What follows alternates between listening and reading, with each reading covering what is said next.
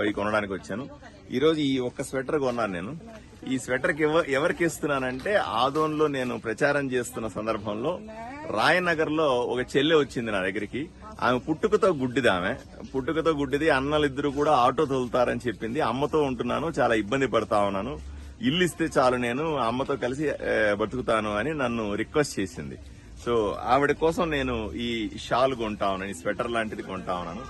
ఆదోనికి వచ్చిన వెంటనే ఆ చెల్లికి తీసుకెళ్లి ఒక అన్నలాగా ఒక గిఫ్ట్ ఇవ్వాలని, దీంతో పాటుగా నాకు అవకాశం ఇచ్చి నేను ఎమ్మెల్యే అయితే తప్పనిసరిగా ఆ చెల్లికి ఒక ఇల్లు లాంటిది ఏర్పాటు చేసి అమ్మతో పాటుగా ప్రశాంతంగా గడిపే అవకాశాన్ని కల్పించాలని నేను మనస్ఫూర్తిగా అనుకుంటా ఉన్నాను.